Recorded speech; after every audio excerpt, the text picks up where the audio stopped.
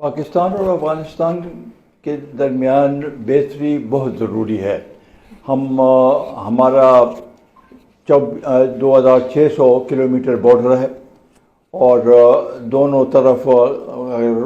خیبر پختونخوا کو دیکھیں تو دونوں طرف پختون رہتے ہیں، اور ہم سمجھتے ہیں کہ یہاں پر جب تک امن نہیں ہوگا، ہمارے آپس میں تعلق نہیں ہوگا، تجارت نہیں ہوگی، تو اس کا نقصان دونوں ممالک کو ہے۔ اس میں جو رکاوٹ ہے وہ بنیادی طور پر جو وہاں افغانستان کی سرزمین جس طریقے سے ہمارے خلاف استعمال ہو رہی ہے،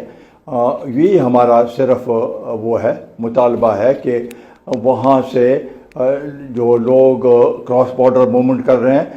ان کو روکا جائے، اور تب ہی جا کے یہ مسئلہ حل ہوگا، کیونکہ یہاں پر دہشت گردی کے واقعات میں روز بروز اضافہ ہوتا جا رہا ہے، اور یہ ہمارے لیے اور ملک کی بہتری کے لیے یہ اچھا نہیں ہے۔ تو لہٰذا ضروری ہے کہ ایسے اقدامات لیے جائیں جس سے افغانستان کو بھی ان کو بھی یہ تصدیق ہو جائے اور وہ بھی اس کے اوپر راضی ہو جائے کہ انہوں نے اپنے جو فرائض ہیں وہ پورے کرنے ہیں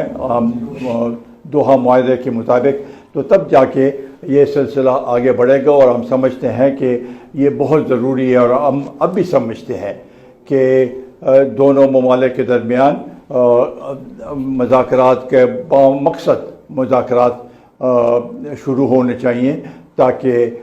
یہاں پر امن قائم ہو۔ گریٹ گیم کی فی الحال تو ہمیں نظر نہیں آ رہا ہے ایسے، لیکن لازمی بات ہے کہ سلسلہ خراب ہوگا تو اس سے فائدہ پاکستان اور افغانستان کو نہیں، دوسرے ممالک کو ہوگا، اور وہ چاہتے ہیں کہ ایسے صورتحال یہاں پر بنے تاکہ پاکستان یہاں پر انگیج ہو، پاکستان کے وسائل یہاں پر ضائع ہو، پاکستان کی معیشت بہتر نہ ہو، اور پاکستان کی اسٹیبلٹی خدا نخواستہ اسٹیبلٹی متاثر ہو۔ تو اس لحاظ سے جو پہلے گریٹ گیم کے جو ماسٹر مائنڈز تھے، میرا خیال ہے وہ تو نہیں ہے ابھی اس کے ماسٹر مائنڈ جو ہیں وہ تبدیل ہو گئے ہیں۔ ہمارا ایک پڑوسی جو کہ مارکہ حق میں شکست کھا چکا ہے، وہ ایسے حربے استعمال کر رہا ہے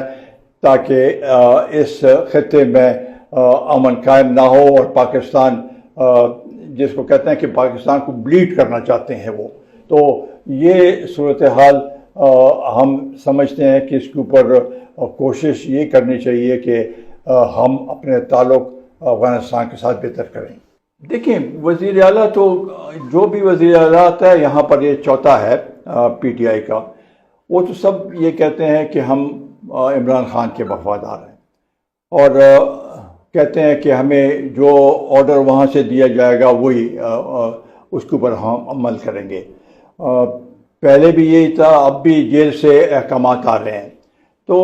اگر ان کا صرف یہی ایجنڈا ہے کہ ون پوائنٹ ایجنڈا کہ ہم نے عمران خان کو رہا کرنا ہے، تو عمران خان تو شور شرابے سے، لانگ مارچ سے، دھرنوں سے رہا نہیں ہوگا۔ عمران خان نے اگر رہائی حاصل کرنی ہے تو وہ توجہ دیں کیسز پہ اور عدالتوں پہ توجہ دیں، تو تب جا کے ان کو اگر وہاں سے ریلیف مل سکتی ہے تو مل جائے گی، ورنہ عمران خان یہاں کے اگر لوگ یہ وزیر اعلیٰ یہ سمجھے کہ وہ اس کو رہا کرا سکیں گے، وہ نہیں رہا کرا سکتے ہیں۔ اگر یہ نیا وزیر اعلیٰ ہے، اس کو توجہ دینے چاہیے، اس صوبے کے جو مشکلات اور مسائل ہیں اس پہ توجہ دینی چاہیے، ہمارے حقوق جو ہیں اس کے لیے کوشش کرنی چاہیے، یہاں پر امن کے لیے کوشش کرنی چاہیے، یہاں پر غربت کے خاتمے کے لیے کوشش کرنی چاہیے، یہاں پر اسکولوں کو جس طریقے سے ابھی پرائیویٹائز کیا جا رہا ہے،